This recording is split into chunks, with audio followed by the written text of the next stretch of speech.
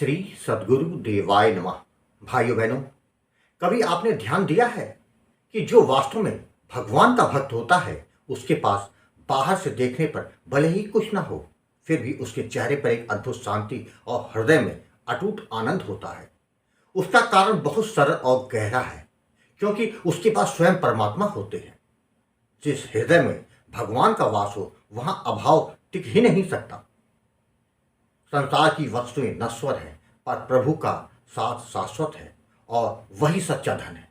यदि आज के सामान्य जीव से पूछा जाए कि सुबह से शाम तक तुम्हारी दिनचर्या क्या है, तो उत्तर मिलेगा काम, चिंता, भाग दौड़, रिश्ते, धन, मान अपमान।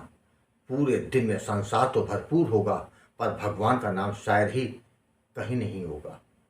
हर सुबह आंख खोलते हैं, चिंताओं में डूब जाते हैं, रात में थक कर सो जाते हैं। इसी बीच नाम स्मरण के लिए ना समय होता है और ना मन। और फिर आश्चर्य करते हैं कि जीवन में शांति क्यों नहीं है। जब प्रारब्ध के कारण जीवन में संकट आते हैं, तब जीव का धैर्य टूट जाता है। वो भगवान से शिकायत करने लगता है, हे प्रभु, आपने मेरे साथ ऐसा क्यों किया। पर सत्य यह है कि प्रभु ने कुछ नहीं किया भाई। जो कुछ भी हमें भोगना पड़ता है वो हमारे अपने ही किए हुए कर्मों का फल है। हमारे पाप कर्म ही हमारे विरुद्ध विरुद्ध गवाही देते हैं। जैसे बीज बोया जाता है वैसा ही फल मिलता है। जब पाप किया है तो दंड भी निश्चित है। यह सृष्टि का अटल नियम है। पर प्रभु करुणामय हैं। उन्होंने दंड से बचने का, कर्मों को काटने का एक अत्यंत सरल और प्रभावी उपाय भी दिया है इस युग में। निरंतर नाम जप।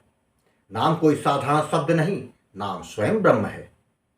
जब हम भाव और विश्वास के साथ नाम का जप करते हैं तो वह हमारे पाप कर्मों को धीरे धीरे भस्म कर देता है।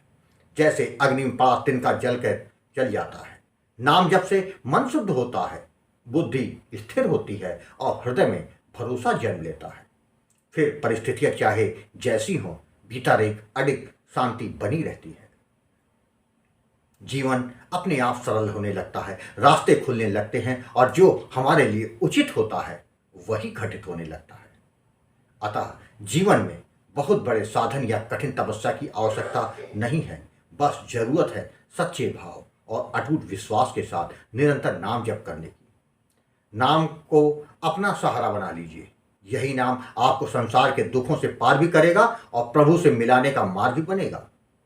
आज जो कथा यदा सुनाने जा रहा है वह गुजरात से आकाश जी ने भेजी है, जिसे सुनकर आप नाम जप करना शुरू कर देंगे। वही कथा यदा आज सुनाने जा रहा है। इस कथा को जानने के लिए इस वीडियो को आखिर तक अवश्य देखिएगा। इसके साथ ही यदि आप राधा नाम की महिमा, बांके बिहारी जी की कृपा और वृंदावन से जुड़ी सत्य कथा का आनंद लेना चाहते हैं तो हमारे दूसरे चैनल अक्षय प्रभा तथा भक्त और भगवंत को जरूर देखें। मेरा नाम आकाश है। मैं गुजरात का रहने वाला हूँ और मेरी उम्र इस समय 27 वर्ष है। आज जब मैं अपने जीवन की ओर पीछे मुड़कर देखता हूँ तो ऐसा प्रतीत होता है मानो मेरा संपूर्ण जीवन केवल एक उद्देश्य के लिए था, भगवान के नाम की शरण में आना। पर यह यात्रा इतनी सरल नहीं थी। इसमें भटकाव भी था, पीड़ा भी, प्रश्न भी और अंततः कृपा का अमृत भी। जब मैं लगभग 20 वर्ष का था तब मेरे हृदय में हनुमान जी के प्रति गहरी श्रद्धा थी। मैं उन्हें बहुत मानता था, उनके नाम का स्मरण करता था, उनकी पूजा करता।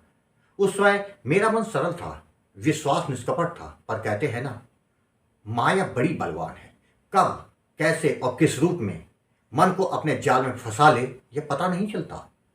धीरे धीरे जीवन की भाग दौड़, सांसारिक आकर्षण, इच्छाएं और व्यस्तताएं बढ़ती चली गई और इन्हीं सब के बीच न जाने कब नाम जब छूट गया। भक्ति पीछे रह गई और मैं संसार में उलझता चला गया। बाहर से सब ठीक था, पर भीतर कहीं एक खालीपन था जिसे मैं स्वयं पूरी तरह से समझ नहीं पा रहा था। मन अशांत रहता, हृदय में कोई अनजानी कसक बनी रहती। कई बार ऐसा लगता कि कुछ बहुत महत्वपूर्ण मुझसे छूट रहा है, पर क्या मैं समझ नहीं पाता था। फिर अप्रैल 2025 का समय आया। वही समय मेरे जीवन का मोड़ बन गया। किसी माध्यम से मैं आपके वीडियो देखने लगा। शुरुआत में बस ऐसे ही देखता, कभी जिज्ञासा से, कभी मन की बेचैनी के कारण। पर धीरे धीरे उन शब्दों में, उस भाव में, उस मार्गदर्शन में मुझे कुछ अलग ही अनुभूति होने लगी। ऐसा लगता था मानो कोई भीतर मुझे पुकार रहा हो। आपके वीडियो देखते देखते मैंने सीताराम नाम का जप प्रारंभ कर दिया, बिना किसी अपेक्षा के, बस यही सोचकर कि शायद इससे मन को शांति मिले। एक दिन बीता, दूसरा, तीसरा और सप्ताह बीत गया, पर मुझे कोई विशेष अनुभव नहीं हुआ, ना कोई दर्शन, ना कोई रोमांच, ना कोई असाधारण अनुभूति। उस समय मेरे मन में एक प्रश्न था, क्या मेरे भाव में कमी है? क्या मेरे विश्वास में कोई दोष है? या फिर मैं इस मार्ग के योग्य नहीं? मैंने स्वयं को दोष देना शुरू कर दिया। मैंने सोचा कि अवश्य मुझ में ही कोई गलती होगी। उसी गलती को समझने के लिए मैंने आपके कई वीडियो को लगातार देखे, हर शब्द को ध्यान से सुना, हर भाव को समझने का प्रयास किया। तभी मुझे यह स्पष्ट हुआ कि बिना गुरु के भक्ति मार्ग में आगे बढ़ना कठिन है। गुरु ही वह दीपक है जो अज्ञान के अंधकार को दूर करते हैं। इसी भाव के साथ गुरुजी मैंने आपसे संपर्क किया। जब मैंने नाम दान लेने की इच्छा प्रकट की तो आपने केवल नाम ही नहीं दिया, बल्कि यह भी समझाया कि भजन में कैसे आगे बढ़ना है, कैसे संयम रखना है, कैसे अपने अनुभवों को संभालना है। वह क्षण मेरे लिए अत्यंत सौभाग्यशाली था। गुरुजी, आपके बताए अनुसार मैंने नाम जप प्रारंभ किया। मैं यह भी बता देना चाहता हूँ, मैं घर में किसी को यह ज्ञात नहीं था कि मैं नाम जप करता हूँ। ब्रह्म मुहूर्त में अपने कमरे में पूर्ण एकांत में नाम जप करता था।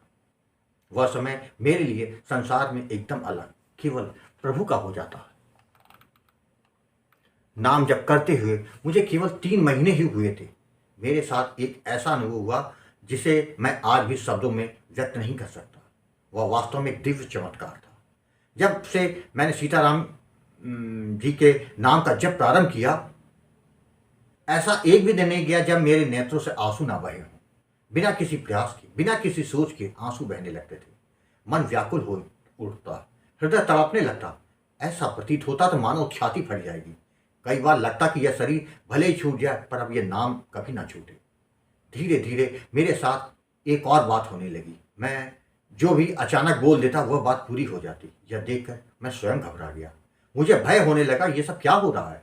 मैंने जब सब गुरुजी आपसे कहा तो आपने बहुत शांति से कहा, यह तुम्हारे पूर्व जन्म की साधना और भजन का फल है, इसलिए सब कुछ जल्दी जल्दी हो रहा है। तुम लोगों से कम मिलो, कम बातें करो, अपने भजन पर ध्यान दो। उस दिन के बाद से मैंने वही किया। मैंने स्वयं को सीमित कर लिया, मौन को अपनाया और भजन में और अधिक डूब गया। अब मेरा मानसिक जप लगातार चलता रहता, सोते जागते चलते फिरते हर समय। फिर नवंबर 2025 का वह दिन आया जिसे मैं कभी नहीं भूल सकता। उस समय मैं सीताराम नाम का जप कर रहा था, आंखें बंद थी, मन पूरी तरह नाम में लीन था। अचानक मुझे ऐसा लगा कि जैसे कोई मेरे सामने खड़ा है। हालांकि मेरी आंखें बंद हैं, फिर भी उसकी उपस्थिति मुझे साफ साफ महसूस हो रही थी। अचानक एक क्षण ऐसा आया जब मुझे लगा कि साक्षात भगवान राम मेरे अंदर समा रहे हों। मेरे पूरे शरीर में रोमांच उठा। उस समय जो महसूस हुआ मैं उसे यहाँ बयां नहीं कर सकता हूँ। शरीर ऐसा कांपने लगा मानो किसी को तेज करंट लग गया हो। हर रोम रोम में ऊर्जा दौड़ रही थी। यह अनुभव कुछ सेकंड तक ही रहा, पर यह सेकंड मेरे लिए युगों के समान था। उसके बाद मेरा शरीर एकदम शांत हो गया और मैं भगवान के उस चमत्कार को देखकर काफी समय तक एक अलग आनंद में था, जिसके कारण मेरी आंखों से आंसू बहने लगे। वह रोना दुख का नहीं था, वह रोना प्रेम का था, कृतज्ञता का था, समर्पण का था। उस दिन के बाद मेरा मन केवल और केवल नाम जप में ही लगता है। सांसारिक विषय अब आकर्षित नहीं करते, किसी इच्छा की कोई कमी नहीं है। मेरा हृदय पूर्ण है नाम से, गुरु कृपा से, प्रभु की उपस्थिति से। गुरु जी, उसके बाद भी मुझे कई दिव्य अनुभव हुए जिसे मैं यहाँ शब्दों में नहीं बांध सकता। वे अनुभव मेरे और मेरे प्रभु के बीच की अमूल्य निधि है। आज मैं पूरे विश्वास से कह सकता हूं कि नाम से बढ़कर कुछ भी नहीं। नाम ही साधना है, नाम ही साध्य है, नाम ही गुरु है, नाम ही भगवान है। गुरु जी, मैंने आपसे निरंतर मार्गदर्शन लिया है और उसका लाभ मुझे अपने जीवन में स्पष्ट दिखाई दे रहा है। मैं बस यही प्रार्थना करता हूं कि आपका आशीर्वाद मुझ पर सदा बना रहे, ताकि यह नाम, यह प्रेम और यह शरण कभी छूटे ना। जय जय सीताराम। भाइयों बहनों, भगवान का नाम जप विश्वास और भाव के साथ करने से हमारा जीवन बदलने लगता है। धीरे धीरे माया का पर्दा हटता है, भगवान की कृपा का अनुभव होने लगता है और जीवन में आंतरिक शांति और संतुलन आता है। यही वास्तविक भक्ति है, जहाँ नाम, विश्वास और भाव एक साथ जुड़कर हमारी आत्मा को परमात्मा के साथ एकाकार कर देते हैं।